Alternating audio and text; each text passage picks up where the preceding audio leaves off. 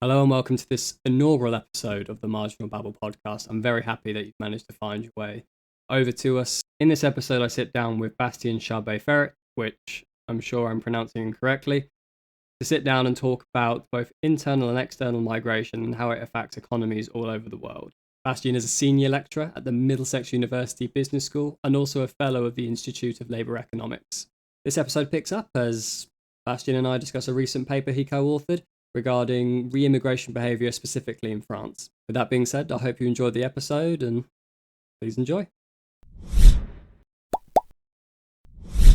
No, absolutely. I think that was the main idea in this paper was to see that there were like contracting effects to these policies basically. So I think it's been seen as a convenient means to make immigration acceptable to public opinions, basically. In Western Europe, having those temporary migration schemes, it's chosen immigration. We're choosing educated migrants from certain countries according to our needs, and we give them like temporary visas for a length of time, and that is it. What we try to show in the paper is that actually, whether a migrant consider themselves as temporary or permanent changes their investment decisions. And so in the end, relying on temporary versus permanent migration does not have the same overall implications for the economy. And in particular, we found out that migrants that were willing or had the intention to remigrate and most likely to go back to their origin country at some point were most likely to invest in their country of origin instead of the country of destination. They were less likely to integrate in terms of investing in language skills, and which is not something in the end very surprising when you think about it. I think it's quite intuitive when you think about it. If you make something harder for people to do, it's just going to de-incentivize them to do it, which I think is interesting. And also sort of something that you sort of picked up on there is these are policies implemented by governments, right? And so they limit migration, and they're limiting. They're allowing certain people with certain skills that they think that they need, not necessarily, and that isn't necessarily what necessarily the economy needs in terms of stimulating its growth. There's a lot to be said for sort of free. You have this argument with free trade a lot. If you have the freer trade you have, goods and services will be moved by the invisible hand, right, to where they most need to go, and where those resources be allocated to where they most need. When you have government policies intervening and basically saying, no, we only want this and we only want that and we only want that, it kind of leads to, well, there could be some inefficiencies there that you're actually holding out on, and actually you're not stimulating the economy in the way it should be. Yeah, no, absolutely. I think that there's a clear idea here in what you're saying, that what is the purpose, what is the rationale for limiting immigration in the first place? And we have the same question with limiting trade. Actually, I think there's more rationale into limiting trade for some reasons that we can talk about if you want, but than limiting migration. The reason is because migration, what we observe in migration is that usually people changing countries change productivity by a huge amount. So if you take people from southern countries, from low-income countries, and suddenly you drop them into Western industrialized high-income countries, their income per person is going to rise almost mechanically, just because they're going to be integrated in the labor market that is more efficient and employs people at a higher level of productivity. Sure. So this gain is huge. Basically, if you try to quantify it at the global level, possibly removing barriers to migration is the one policy that can increase world's wealth the easiest by the largest amount, that by all accounts. Is that because you talk about it to such a degree in terms of sort of at least the empirical aspect of it, in terms of it's such like a net increase in productivity for those countries. Is that there's a couple of things. Is that like a psychological thing in that, particularly like when migrants come from developing countries or particularly underdeveloped countries, and they suddenly get sort of a level of wealth, there's sort of a psychological aspect, we need to produce more and more, and what it gives a thing. Is that like a psychological, or is it a sense of they were already potentially they didn't have sufficient, at least as much resources as they did in the West, and so now they have more disposable income and more resources, they're able to spend more in the economy, which obviously then has a multiplier effect? Or is it something else that's in there that's causing that? It's way simpler than that in the end. I think in the end it's mostly has to do with institutions and level of development of the country. So basically, when you take a worker, no matter how little educated, with little human capital they have, and you move them from a country that has pretty poor institutions. And these pretty poor institutions are going to be a burden for the global level of effectiveness of the productivity of the country. Right. And you move them to a country like the UK or like any Western European countries where these institutions work pretty well, and it's easy to open a business, it's easy to employ people, and also the amount of infrastructure, capital, high-skilled labor that is already available and that is complementary to what they bring, which is usually low-skilled labor, is going to make them more productive than they were in their country of origin, basically. I see. So what it really is that labor and people in that sense, and labor is, like as we kind of said, a factor of production, right? Yes. And if you have a system that can, for example, if you had like a steel manufacturers, right, and you had like a bit of steel, we use that example. If you give me a bit of steel, I'm not going, or iron ore or whatever, I'm not going to be able to get a lot of iron out of it. It hasn't the same output and the effect. But if you suddenly take the iron ore and put it into an environment where it's got infrastructure and stuff where you can get, multiple, kilograms of iron out of it, that iron can then go into something else, and then it's just more productive. Absolutely. So to bring that back to this, taking individuals where they haven't got as good infrastructure, so physical infrastructure, right? So roads, cars, being able to build networks, education systems, and all of that. Healthcare systems, right? If you're ill and you're taking numerous days off the year just because you're ill, you can't work, right? If you have a machine and it breaks down, you can't produce any goods of it, right? So is it more just it's more of a, by moving people from less developed countries into more developed countries, we're just utilizing the labor resource better, and it's just more, it ends up being more productive. Yeah, just as simple as that. And there's no evidence that I know of, at least, that the inflow of migrants from lower income countries affects to any degree the productivity of the country or the institutions of the host country. Not to an extent, at least, that you can observe or you can measure. So there is. I think it's just quite intuitive as well. Like you say, like if you take something and put it in an environment where you're going to get more efficiency out of it, in terms of it takes any sort of business, right? That's intuitive. You're going to get more productivity. It's going to raise, and then like I say, what I kind of said earlier, in terms of if you take someone that hasn't got as many resources and their disposable income is very low, and you put them into an environment, they grow and develop, produce, and they suddenly have more disposable income because of that, they can then go spend that on other goods and services, and that affects everyone in a positive way. It has a multiplier effect, right? Yeah. This is kind of possibly the traditional argument, against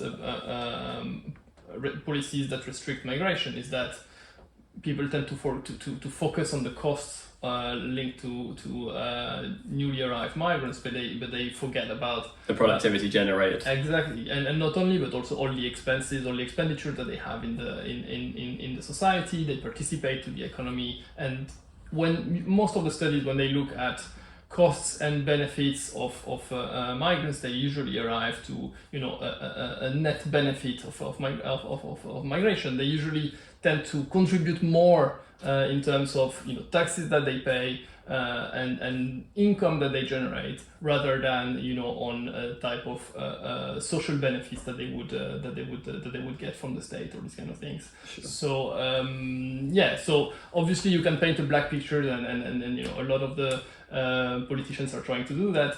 When you look a little more coldly at the numbers, we usually find net benefit from immigration. It's not necessarily super large, but at least there is no serious argument against for limiting or restricting immigration from that perspective. If you ask in the economics community, in the academic economics community, you will not find many people who argue that immigration should be restricted in any way. Sure. I guess just to sort of, in terms of think of what the counter argument would be, right, is just kind of playing devil's advocate. I guess what some people would argue then is, particularly, I imagine this would affect countries like UK that have sort of a bigger welfare state system than somewhere like America that has sort of less intensive welfare system. That people so when people come over, that's very much dependent on them integrating with society first and foremost, and actually, like I say, working, producing, investing.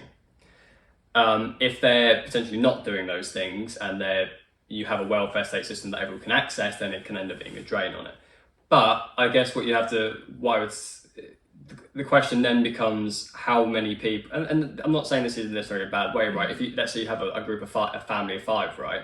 And you have one, whoever is the working person of the household, they go out, they earn. You've also got 4 other people that could potentially not be working, that could be potentially taking away from be a net.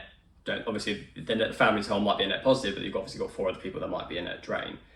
I guess the question would then be, what are the net drains? I guess the net positives in terms of the productivity. But it sounds as though that the evidence that we would see is it's overwhelmingly more productive than it is a drain. Yeah, no, absolutely. So the hypothesis, according to which migrants decide on their destination based on, a welfare benefit system, has been looked at in the literature, and there's no really clear evidence that that's interesting. So the welfare magnet hypothesis. So trying to see whether it is the case that migrants tend to go to countries where welfare benefits are more generous. Well, this does not seem to be the case at all. Mostly the decisions of migration are due to existing networks. So if you know people somewhere, that's where you're more likely to end up, and not really whether the welfare system is generous or not. So that's one thing.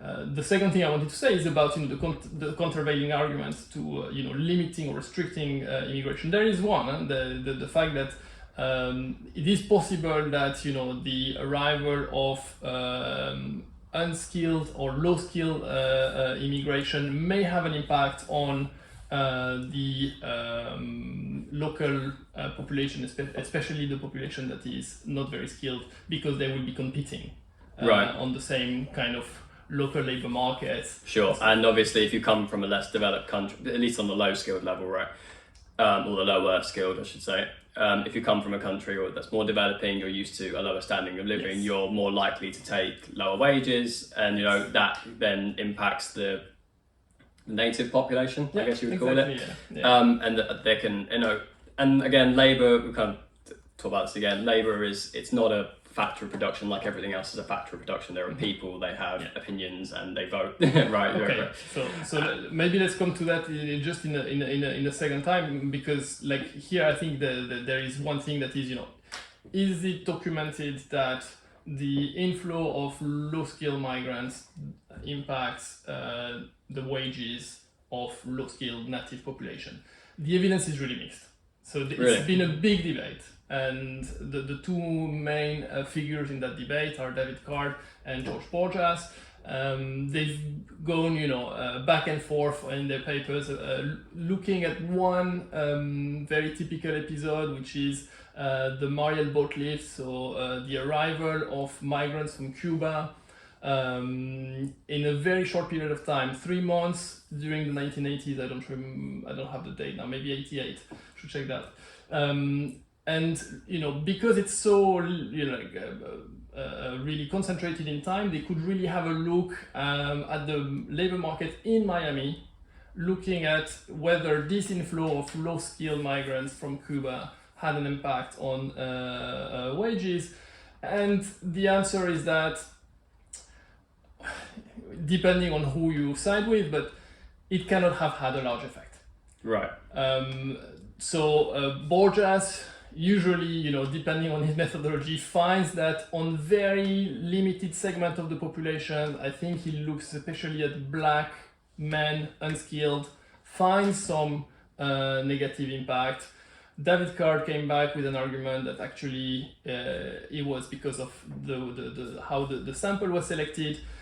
I think in the end, if you look at the literature and at the whole argument overall, the conclusion to me at least is that there's no large negative effect that is documented. So maybe on some really localized, very precise section of the population, there was some temporary negative effects, but they were not long lasting, and they were not, on a large segment of the population. Sure. And actually, just to kind of add on to that, particularly when we look at sort of coming out of like a post-pandemic economy, I think a lot of businesses, particularly on the lower skilled work, at least this is completely anecdotal, at least from my experience, just like from the people I know, they're finding it very, like pubs, restaurants, they're finding it very, very hard to get low skilled workers to actually come in and actually do the jobs. It's hard to employ people. And you can sort of cite like a couple of reasons for that. Maybe people just know more about those. People are able to work from home now. There are more sort of similar low skilled jobs that can be done online in more convenience and this, that, and or you can look at the argument that, there are courses like that. You can literally go on Udemy or LinkedIn Learning, do a skill in something, and sort of, your ability to reskill is now much quicker.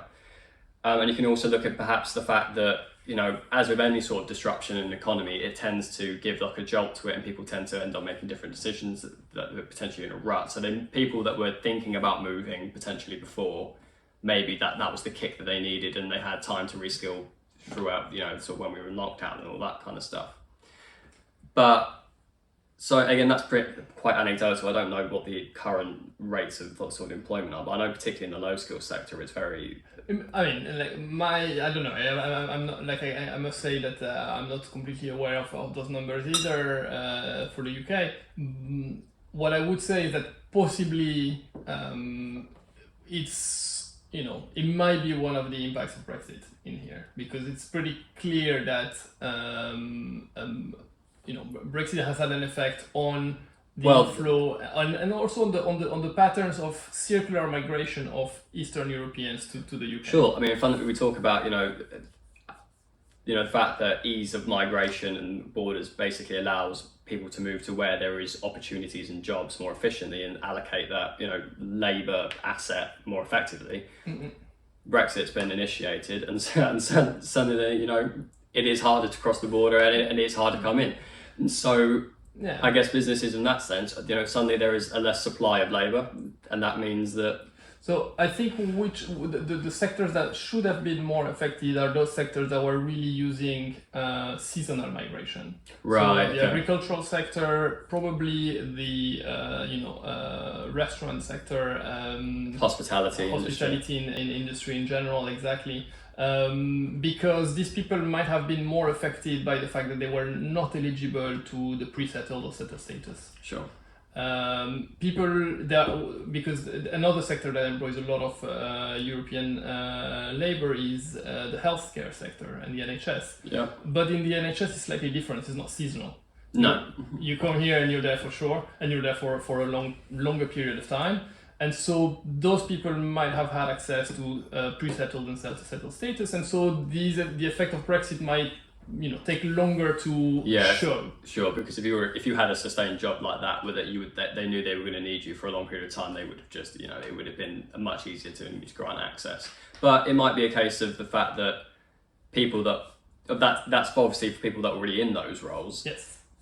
People that would look to go into a role now in the country, right? So, but in the end, like if you compare across sectors, the sector with seasonal migration, the problems would appear way quicker after the implementation of Brexit, while those, for non-seasonal migration, more longer-term migration, like for the NHS, it would take some more time to actually show, at least at a really chronic level, because there is some people already here. It takes more time and so it take more time to for people returning, and to show that there is actually needs in those sectors. So I cannot know for sure. It's more like a speculation, but sure. it would actually deserve some more a closer examination of the numbers. No, that makes sense.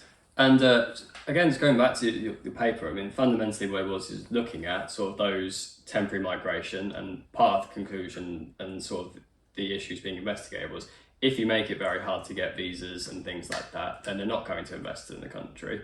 That's not just on a physical capital level, that's also on a human capital level. That's learning the language, that's all the other things that come into integrating with society and being a productive member of society. Yeah. And I think, like, to going back to where I was making the counter argument about people, difficult people coming in and sort of being a drain potentially, and not integrating with society more. Well, if you make it difficult for people if you make it so that people can only get permanent temporary visas, your research very much indicates, well, they're not going to invest in the human capital side of it. And so actually, if you made it easier to get permanent visas, you might actually find that people will integrate more, because they're just incentivized to do so. And fundamentally, right, economics is a lot about incentives and how people think and how they operate rationally, if they operate rationally.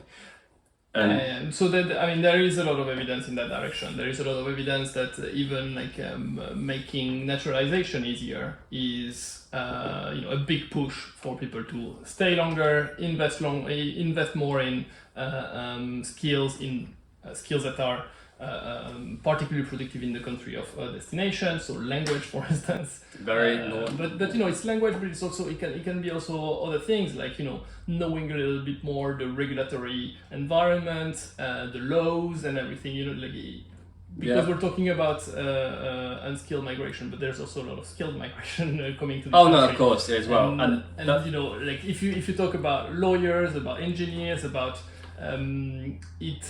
or researchers, it takes a lot of time to get acquainted to the environment, to the local environment in the UK. So if you don't have those long-term perspectives to be secure in the place, it is a clear disincentive to invest in those. It reminds me of I've seen a paper recently. I can't remember the authors, but that looked at a historical episode of the ban of the German language in US schools between World War I and World War II, basically. Okay. There was a big backlash against Germans due to them losing World War I, etc. Culture, I guess you can understand the frustration, yes. I suppose, but exactly. But so some states, I think it was at the state level, decided to impose a ban on the use of German language in schools.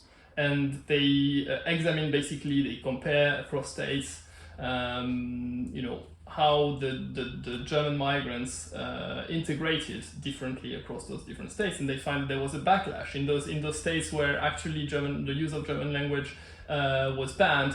The Germans tended to intermarry more to other German migrants, integrate less. Which is again, because I guess from the American side point of that, I mean, take out the sort of cultural aspect, the sort of resentment, I guess maybe in the population. I guess what they were trying to aim with that is, well, if you ban German speaking, they're more likely to speak English, they're more likely to integrate with society, and therefore they're more likely to be productive. So there's a line of logic where I guess, but it's from an economic perspective, but it sounds as though it's had the opposite effect. But ended up having the exact opposite effect, yes. So I wonder if that's just because of a behavioural aspect, if you bet, because I can only imagine, right? It's quite hard for me to, but let's say I went to Venezuela or somewhere, because obviously America still speaks English. So, but they banned my sort of speaking of my local language. I guess I would maybe feel disheartened and put out, and I would just maybe feel a lot more disenfranchised, and I was less likely to, and I would just more likely to sort of hang out with and sort of integrate or just operate in my local community within people of my own ethnicity or background and stuff. So I don't know whether it's a behavioural aspect of it or whether there's other sort of elements of it. I think it's difficult to say. I think it's it's hard to discuss as well. You talk about the results, right? We don't know the reason necessarily behind it, but it just what's about the results. I have not read the paper in at length, so I don't know whether they investigate the mechanisms. But and also I think the big question is about the external validity. It is a result for the US in that period, and it was a very specific period. Sure. It was just the end of the age of mass migration. Like the US as a whole was a mosaic of nationalities. It is not necessarily that this result will hold through in a population that is very homogeneous with only a tiny migrant population. I don't know, but it's still interesting to see that the policies that we have in mind don't necessarily have the intended effects. And we should be very careful. We should evaluate and not come up with like a little bit out of the blue policies, which unfortunately is a little bit what we see. Sure. I mean, you had that with any research, right? Most research, if it's reasonable research, has to isolate specific scenarios in order to be able to draw conclusions from it, because you have to isolate variables. Mm-hmm. And so you have to do that with anyone. But also, like, it kind of goes back to what we were saying earlier. Like, if government policies are implementing restrictions on migration, they don't necessarily know the repercussions of what that's actually going to have on the economy. They think they know what they're doing, like they did in that scenario, I would presume. Yeah. But it ended up having a negative result rather than just letting things flow naturally. But the other side of this is, well, there has to be some, because I don't know, some listeners might be thinking that, well, why don't we just let everyone go everywhere then? Mm-hmm. Why don't we just take down all borders, everyone can go anywhere? Well, there's probably a lot of, things like drug trafficking, sort of human trafficking, all these kind of things that I would imagine, border controls in terms of, we live in the UK, but, which has, quite friendly borders with our neighbouring countries, but obviously in other places in the world, borders are not so friendly, there are wars, things like that. So they're obviously, I think that just to say that we should let everyone go is probably not wise. It's well. I would I would at least presume. I haven't, so I wouldn't know. But so it's actually, I think it's an interesting question to discuss. It's I wouldn't know indeed, because from a classical economics perspective, it kind of makes sense, because it fits that. Let the economy move by the invisible hand, right? So yes, if migration was driven by only market forces and there were no externalities and there were perfect information. So if we were in a classical market, then yes, opening, removing all restrictions to migration would bring an efficiency gain for sure. That said, I think it's pretty clear that there will be some externalities, that there would be some market imperfections. For instance, there could be problems of congestion, there could be a problem of information, of people congesting in one place because of information. And what about this is something else, because we're talking a lot here about inter-nation and country migration, but of course migration can happen on the intra-level, right? Even within, right? Yeah. So to that point, is it also something that if you were to do that, you would also get potentially a greater there would be greater inefficiency in terms of where the assets sort of pool in the economy. So for example, in the UK, there is a lot of talk about like a north-south divide, how London is where a lot of the wealth is sort of generated. I mean, in 2020, London itself had a GDP of 500 billion, and the southeast, not including London, had 318 billion. So that's 800 billion out of an economy that's like 2 billion. That's a very small area, right? In comparison to the north, where a lot of the manufacturing was done, and there's a lot of economic disparity potentially that goes on there. And that's obviously where a situation where migration is completely free, because it's within a nation. You can go buy a house wherever, providing you're in the country, of course. So bringing that back to an inter-nation level, is it potentially possible, if you were to allow that, you would find that actually all the wealth would actually go into the countries, the developed countries, where those efficiencies, that infrastructure is in place, and in actuality, the developing countries and the less developed countries would actually potentially suffer even more? So yeah, it's very interesting. I think it's true that going to the country level and look at inter-regional migration is very interesting because it is like in theory at least free. People are free to go. I mean, fundamentally, that's apart from the cultural difference. That's the only real difference. There are possibly differences in terms of language and or not necessarily language, but like cost of acquisition of land and this kind of thing. So if you are poor in the north, it's going to be hard for you to start up like a new life in the south or in London because you will struggle, finding just a place to live. But it's very interesting to see that there are these discrepancies in terms of development within the UK, and still we don't necessarily see migration kind of compensating these things. So a lot of migration to London, for instance, happening. So a few things about this. I think the GDP numbers that you mentioned about London, they are possibly very biased upwards, based on one industry, which is the financial industry, which is massive in the UK. It's our bread and butter, basically. Exactly. But the question about this industry is how much its size and its strength is based on really being super productive or not being very competitive. In the sense of having really large actors that can extract a lot of rents through monopoly power, basically. Oh, okay. So that's what you mean by. I was about to go on that. So you say non-competitive. Is that because non-competitive in the sense there's not enough competition among large firms, basically, sure. Because firms are so large, entering this market is really difficult. Yeah, and going back to the land thing as well, that when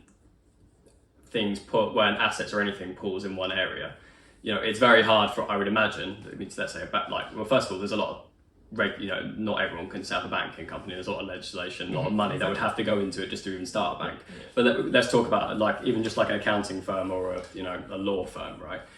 That your likelihood is you're probably gonna have to invest a significant if you're going to set up in London, because just rents are much higher, fundamentally, and wages are higher because rent's higher, people have to pay it. So just setting up a company in London is probably going to be, there's less opportunity for people to do it, and so that basically whittles out X amount of people from doing so, and that leaves sort of more the wealthy people that can then do it. So I can see what you say, that in a sense it's much sort of less competitive. Yeah. But in the sense that what's ended up happening is the UK is basically, in some sense, tried to counteract this, because obviously the move was particularly the disparity of a lot of people contribute to the fact that we had a lot of industry, a lot of manufacturing in the north, and it was actually very wealthy at one point.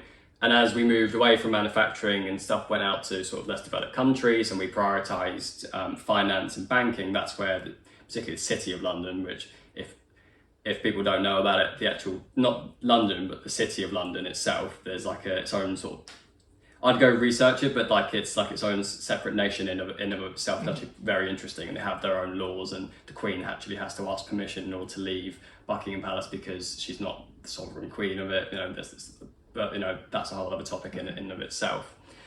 But the government have introduced things like the HS2 project, right? The idea of trying to connect the north to the south, with the idea being, if people can move everywhere much quicker, they're more likely to more developed, things like that. But they wouldn't have to do that in the first place if there wasn't such potential disparity between the north and the south.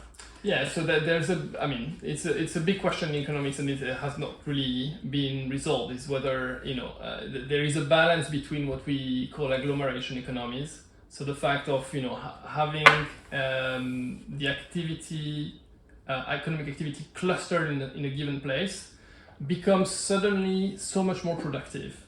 It's something that has been observed empirically, but that has not necessarily been explained. We don't really know the exact mechanism. So what people tend to think is that when you have a lot of activity put together in the same place, people can use the same infrastructure, and people can also bump into each other and exchange ideas and cooperate more. And this improves the global productivity of the place without you being able to measure it or feel it, because it's really all about informal contacts. Yeah, and I mean, just like you talk about, there's not sort of empirical, but in terms of at least the way I look at that, I think that's actually quite intuitive at the end of the day. I mean, I'll take a very small example of it, right?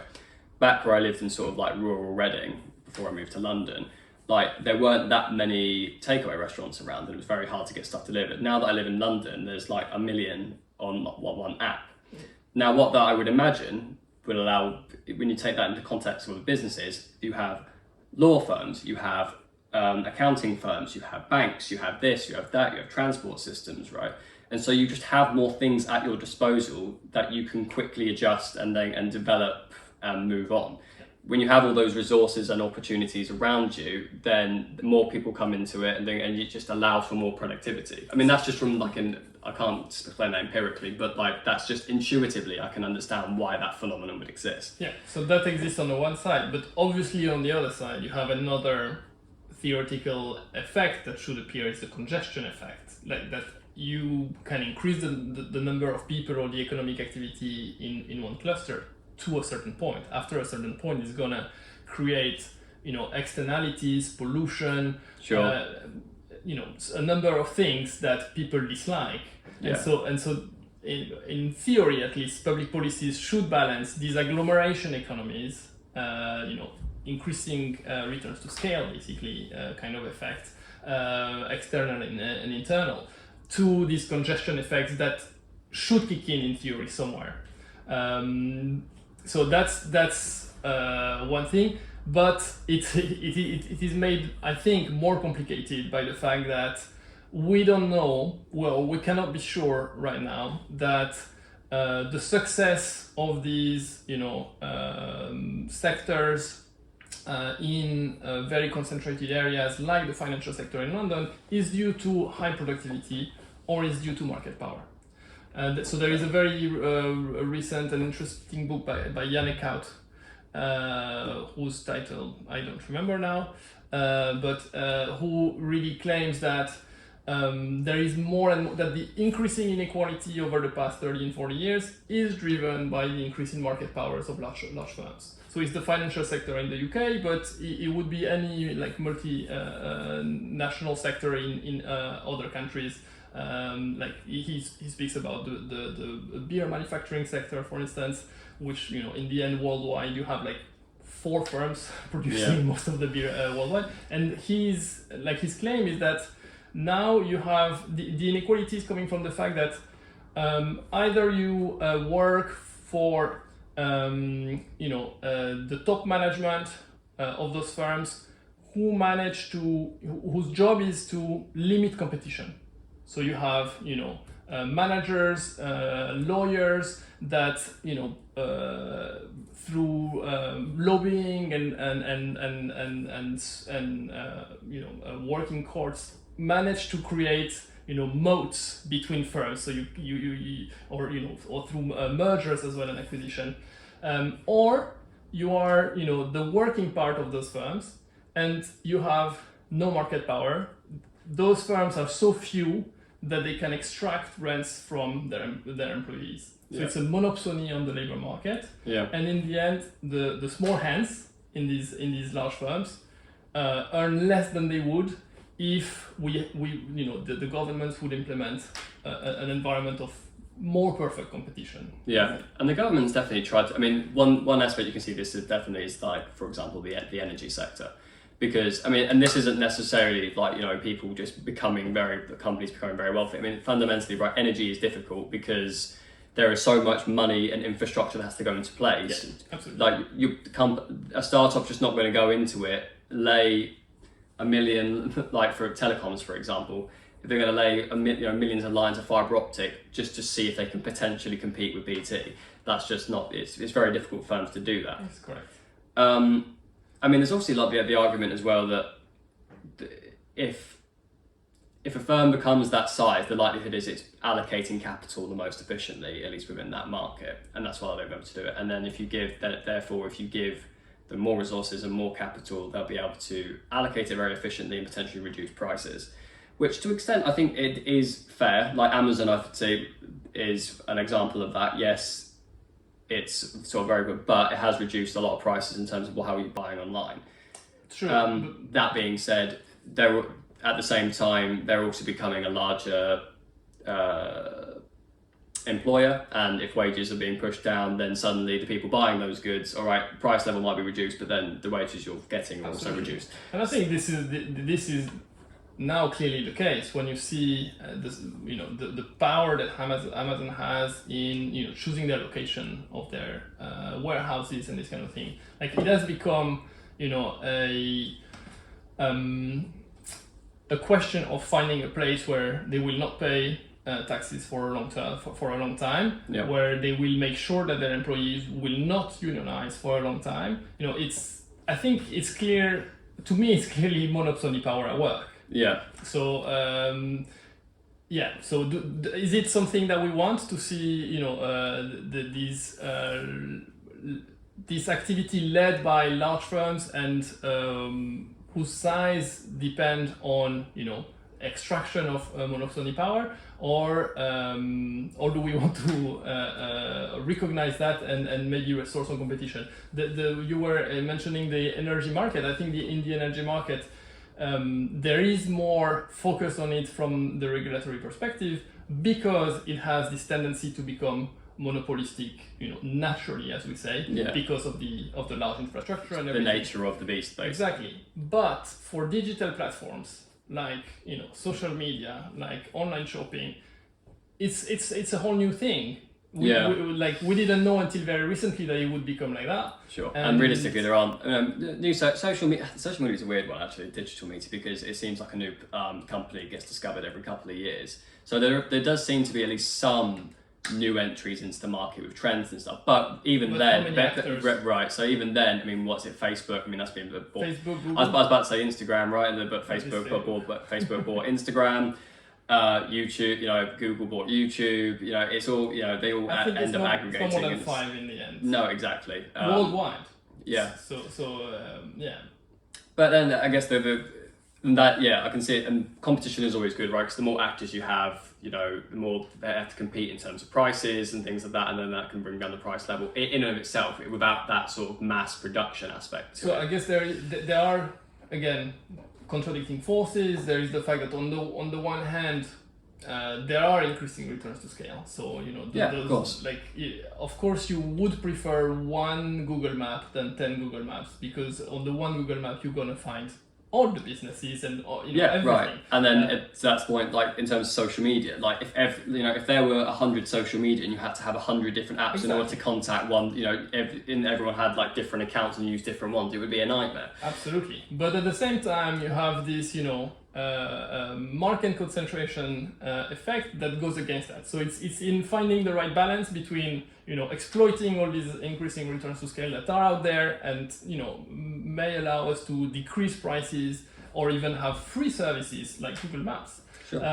But regulating the firms to make sure that they do not abuse their dominating market power. Basically. Sure. And then the other underlying things, and this has obviously happened before in terms of been trying to encourage more perfect competition. How do you go about that?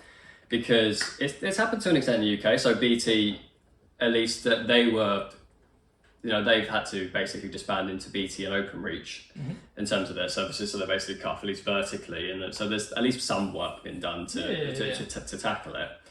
But that was at the initiative of the European Union. Sure. Right. And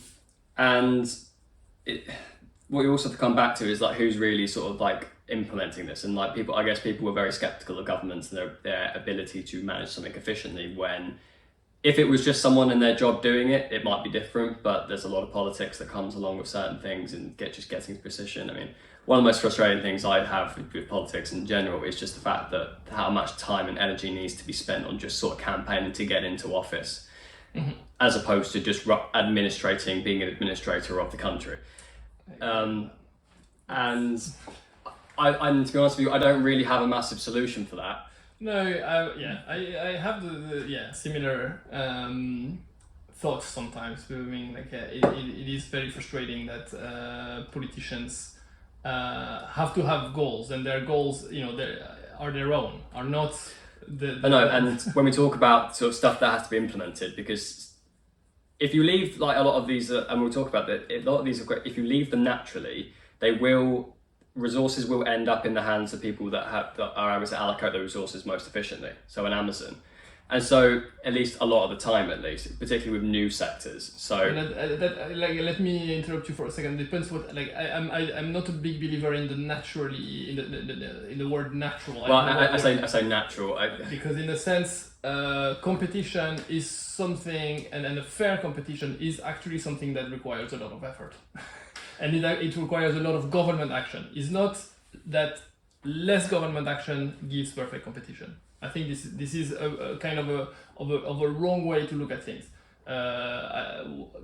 What a lot of the European construction has shown is that to create a single market where competition is kind of fair, to have a level playing ground, it requires a lot of effort and a lot of controls and a lot of regulation and a lot of bargaining and between countries and everything. Sure. So, I guess when I say, again, it's a bad word, but sort of the efficiency of it.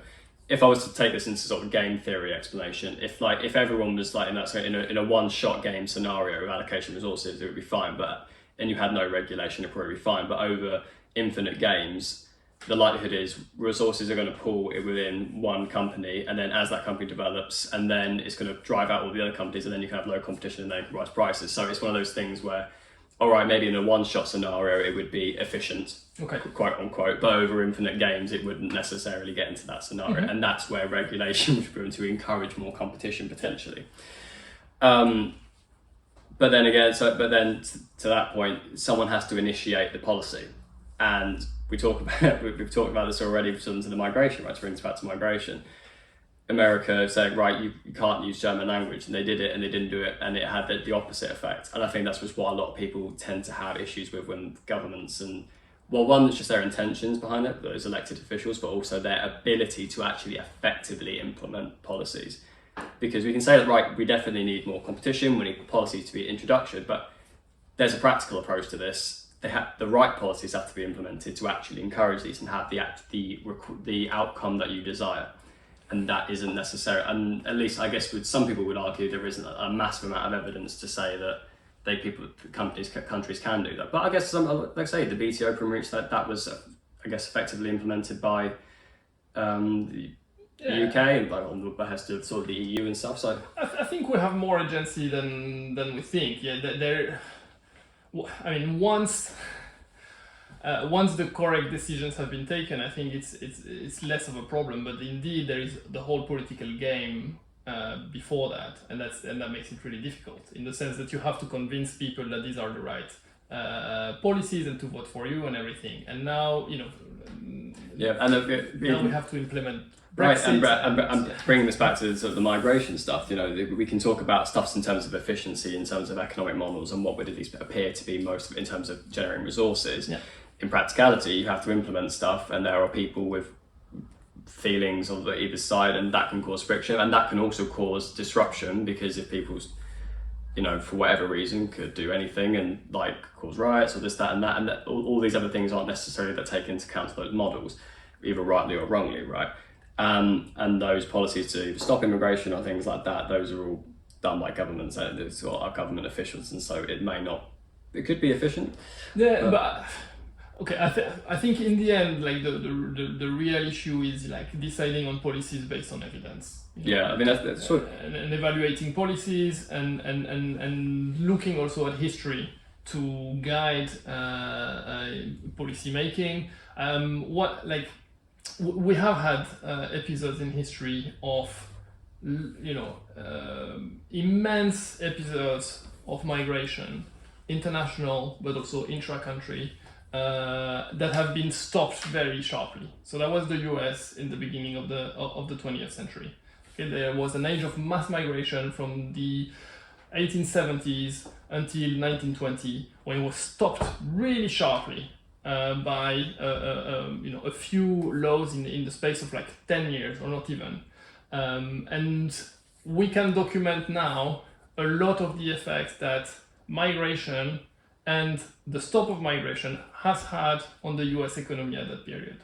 And a lot of the things that we found, and it's all summarized in a recent book by Leah Bustan and Hannah Bramiski, is that in the end, migrants who came to the US were right to do so. Their standards of living increased by a whole lot. The speed of assimilation was very quick.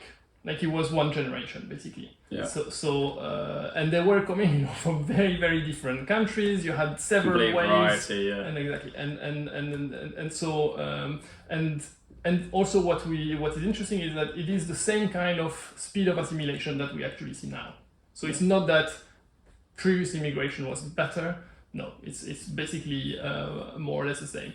But also another interesting thing is that the stop of the immigration has had pretty bad effects on the US economy. In particular, there is a paper by Petra Moser and a co-author that looks at innovation rates of US scientists after the implementation of the quotas in the 1920s. And clearly there was a decline in innovation because there were fewer, international scientists coming to the US, international collaboration, and etc. So we tend to focus on the cost of migration, welfare spending and this kind of thing, but usually these are really small and localized in time with respect to the amount of benefits that you can see on the longer run. I think that's just something there might just be something in human nature right there, because you look at behavioral economics, which is obviously the examination of where sort of our rationality sort of differs from sort of standard economic models. And there's a very clear theory in there to loss aversion, right? That humans are innately more sensitive to losses than they are to gains. And I think that's almost, like we can go into research on that, but I think we can almost say that's pretty intuitive. Yeah. And so to that point, we focus on these losses more than we do the benefits. Maybe we just have to sort of take a more sort of empirical view of things and not sort of. So I think there are several things. I think it's really interesting that you refer to loss aversion. There is a sociologist, an American sociologist, who studied also the Trump followers to understand a little bit why they were so against environmental regulation, but also against migrants. There was a lot the idea of migrants taking their place in the line. This idea that there is a line and that it puts you further back if you let people in, which is, it is a nice narrative for politicians to put in and very convincing one, but we know it's wrong. But at the same time, we've spoken that, migration waves can have some localized effect on some populations. So some of them can feel deprived, and with a reason. Yeah. So the response, the policy response to that should be, we have such massive gains, efficiency gains of bringing those people, who have a low productivity in their home country and will increase their productivity by a huge amount if we bring them here. We have so much efficiency gains that we can share. Yeah. It's just on how to implement the sharing. But because you could even reallocate, right? So exactly. So I have no idea what the level of efficiency in terms of percentages and GDP. I don't know what even that would be if you sort of instinctively encourage more migration, and like you said previously, not have it be temporary, right? But have incentives in place to actually be permanent, right? Mm-hmm. Because it does seem so that if it's temporary, it is sort of it's less effective because of things like remittances and all that kind of stuff. There are some reasons to think that these. But like I said, if there is such evidence to say that there's so much more productivity in those isolated cases, you can just reallocate some of those positive productivity gains back into. I mean, that's essentially what hopefully the tax system should do, right? Absolutely. And that's why we have a progressive tax system, right? That's why you have it goes up and stuff, but. We have a personal allowance, so you don't pay tax on something because you need it, and then it's 20, and then it's 40, then it's 45, right? So it's. I absolutely agree. My personal opinion on that is that probably it's not progressive enough, in the sense that if you put everything together, including direct and indirect taxation, the progressivity tends to look much smaller. because everybody pays the same indirect taxes, and and so in the end, and even including welfare benefits, it doesn't really change the picture that much. If you then look at tax avoidance and this kind of thing, you recover that the progressivity of taxation is not that great in most high-income countries. Sure. So I think there's some work to be done. The whole tax system and like that, I think honestly could be like a whole different episode. Yes. I think there's so much stuff. I mean, I've got so many sort of stuff I'd actually like to get into on that. Combinations of, if all right, a higher tax and higher, all right, that's fine, but then people are going to be more incentivized to not pay them because, like, this is something like university, there's almost like an efficiency tax level, right, where you can sort of extract the most because people will find loopholes around it, right? And that is something that has an issue in terms of the tax system, right? The more resources you have, the more people you can pay for lawyers to set up limited liability companies. That basically means that you can evade tax as opposed to avoid, because we all avoid tax to an extent.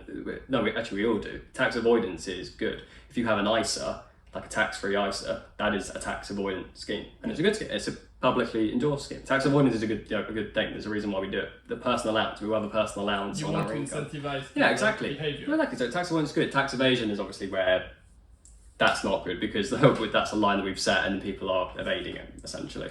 But that's I think that's a great, because obviously the tax system, how much you're able to implement these policies and redistribution depends on the tax level and things like that. I think that's a great episode for another day. Essentially what we haven't sort of talked about this is sort of like how these government policies in terms of sort of illegal migration and how that affects it. Because obviously, if you said, like I said, there has to be some level of border control. I don't think that anyone would say there should be none, right, in terms of thing. Maybe if you look at a classical model in terms of efficiency, maybe that would be the way to go. But I think in practicality, there at least has to be some border control. And I think particularly when I was doing the research for this, there definitely does seem to be a lot of evidence for the fact that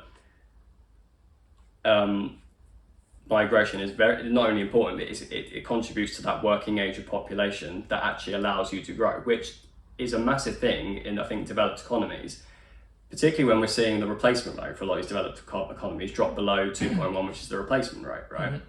And that's an issue for all the time. When you look at sort of China and India, part of the reason why they're growing at such a rate is because of the people, right? If you just isolate China and India, they account for about 45% of the world's population, which is,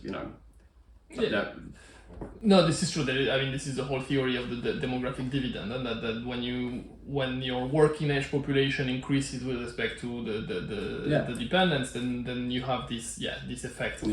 And it's partly why, at least from the research that I sort of conducted, again for this, that the UK in some aspects is actually probably set to do slightly better in terms of economic growth, in terms at least some aspect. There's a lot of different theories on this, by sort of 2030s, 40s, and some other European economies like Germany, where purely because our dependency ratio is a little bit better.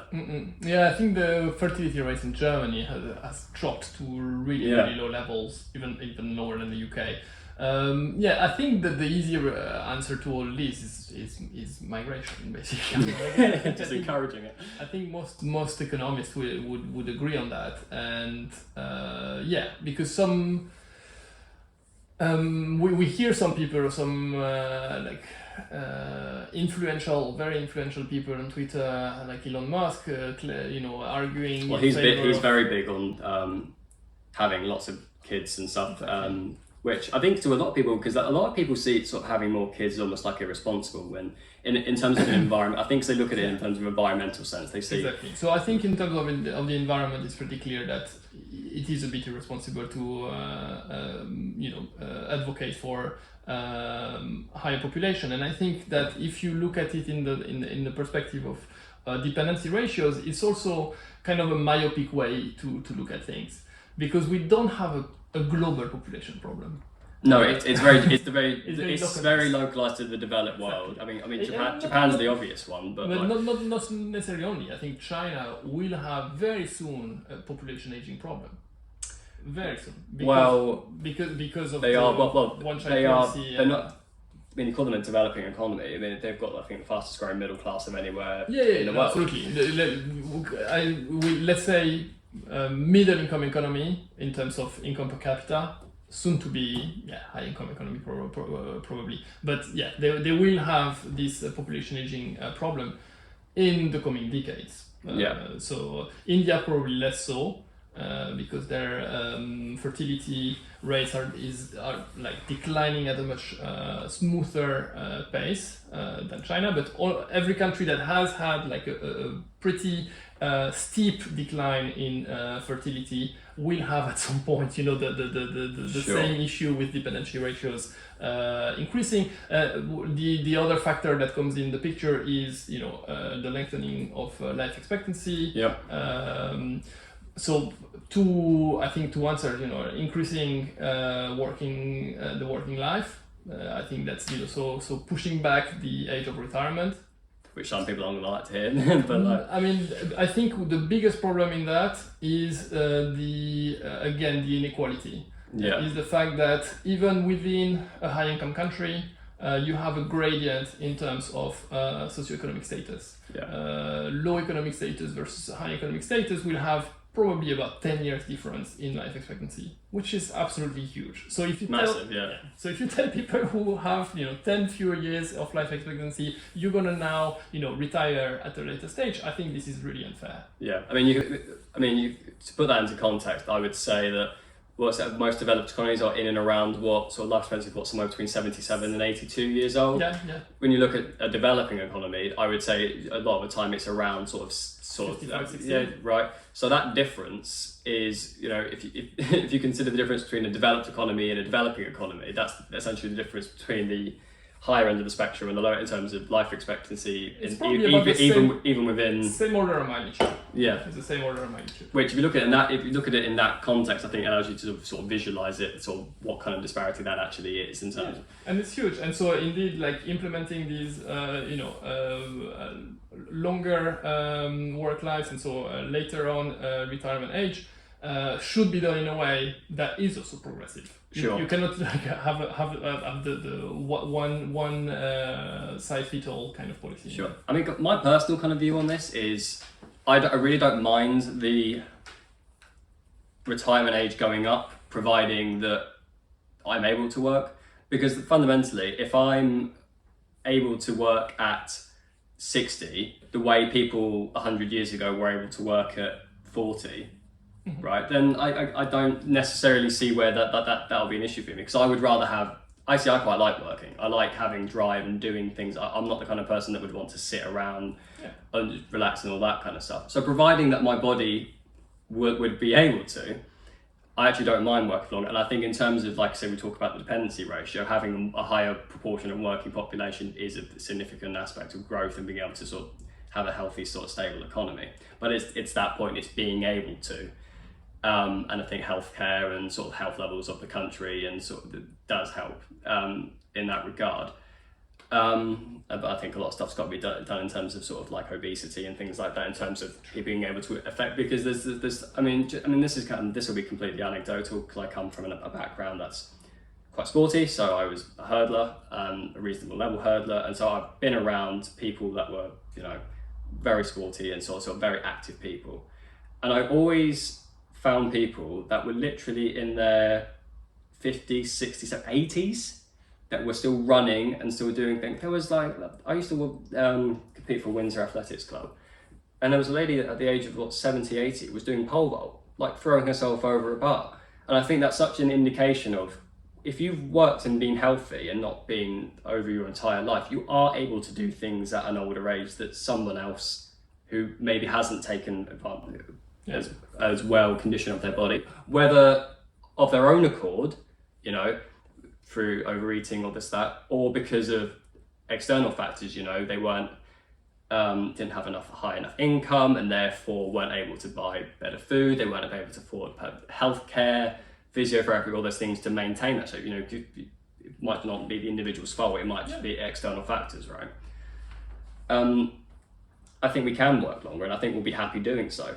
But like I say, it's just making sure that we're able to work effectively and also want to and be able to. Yeah. I think the way these things are implemented will be key. I think it's not the whether we should do it. I think it's pretty clear that we should, with increasing life expectancy. It's how we implement it, to different, sections of the population, and do it in a fair way. This is very difficult because it's not necessarily it requires to actually identify the sections of the population who are likely to have a life expectancy that is slightly less long, and implement the policy differently for them, which is a challenge. Absolutely. No, absolutely, and I think that's just a very good point, and it's going to be very critical of how we're going to do it, because it's going to be even more of an issue as particularly developing. I mean, this obviously aging population is almost an issue sort of isolated to Western or even developed economies, but as the developing world increases population, like we said, India and China, just as a nice scale, 45% of the world's population, as they become sort of more developed and they start to have aging populations, this is only going to get more prevalent as an issue as a world economy. On the environmental front, I think there's a lot of evidence to say that once developed countries and developing countries are actually able to go through sort of development, and they sort of get to that stage, though, they will stop having as many population as kids. Once they face those issues, that we probably won't actually see the 12 billionth child or 13 billionth child, but I say born, but like concurrently born. Because there will be a point where everyone just becomes more developed and it just kind of taps out, and at that point we may actually have, and that could be coming within the next 150 to 200 years. Yeah, even less. I think by demographers tend to project that population will stabilize around 10 to 11 billion by 2100. Right. I mean, this is not factoring in potential catastrophic effects of climate change. Absolutely, yeah. I mean, and that's the negative externalities is what we call that in an economic sense, right? The downsides of all that, and it'd be interesting to see whether. Well, I say interesting, it's going to be, but it's going to be very poignant to see whether the Earth can actually take that many of people. I think I'm not worried about the 10 to 11 billion people per se. More worried about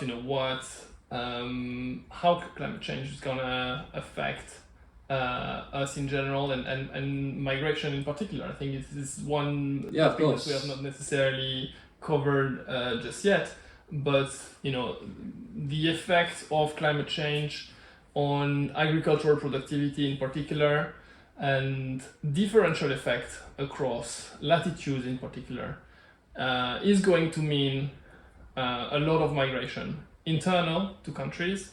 Yeah. From rural areas to urban areas, or coastal areas, and exactly as land, or coastal areas towards the less coastal areas because of the rise of the level of the seas. Will warrant many changes, I think, in the distribution of population worldwide, which we are just starting to grasp a little bit the extent in the quite short run. I think I've seen a report.